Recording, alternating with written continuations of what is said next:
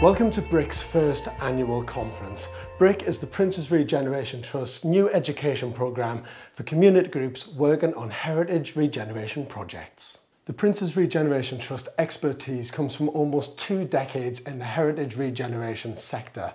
It was set up by the Prince of Wales to address the problem of UK's historic buildings being left to decay. Today, PRT is a leading regeneration charity working in hard-hit areas of the UK to rescue and reuse old buildings and transform lives. I'm a proud ambassador of the Prince's Regeneration Trust because we have a shared passion in Britain's historic buildings, and we truly understand the value that these buildings bring to local communities when they're restored and given a new lease of life. From the very start, the Prince of Wales has always emphasised his passion for heritage and the role that it plays in giving a sense of pride and identity to local communities.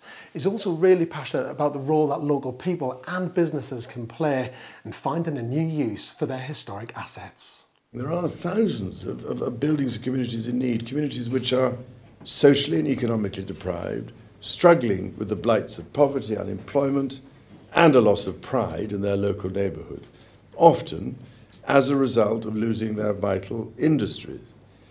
And a great many of these communities contain buildings of local, if not national, importance.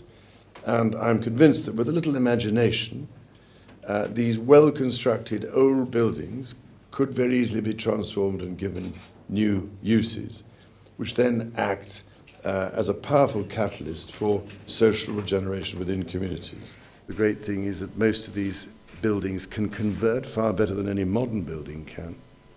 And that's the point, I think, about heritage-led regeneration.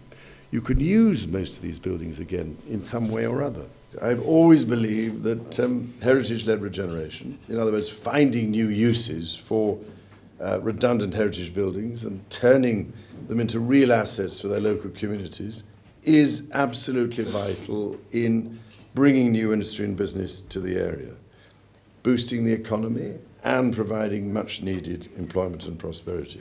Without the commitment and enthusiasm of local communities to save the buildings that they love, the history and identity of them that makes them so special would be lost. The nature of heritage buildings is that they are well built, they are robust, and they can be transformed in really innovative ways. This gives local communities the chance to decide how these buildings can be used to suit their local needs. So many people gave their lives and their skills and their dedication to build these wonderful places that give our towns and cities and villages a sense of identity and a sense of real belonging. And I think we owe it to all those people who built these places so beautifully and with such skill. If you sit down with local people anywhere in this country or anywhere in the world, I guarantee you will find that most people want to retain a sense of identity, a sense of belonging. And in this globalized world, it's even more important now. And I think people forget that sometimes. From all the work that I do on historic buildings, including my series Restoration Man, I know what a difference it can make to a local community by having an important historic building restored. It takes very brave and very courageous people to take on a project of that type. And that is why PRT has set up BRIC to provide all of the support that those communities need. In this conference, you'll hear from organisations like the Heritage Lottery Fund, Locality, RBS, incl and the Architects Per Cell, who'll talk about a whole range of topics of how to raise funding for your project and much needed publicity.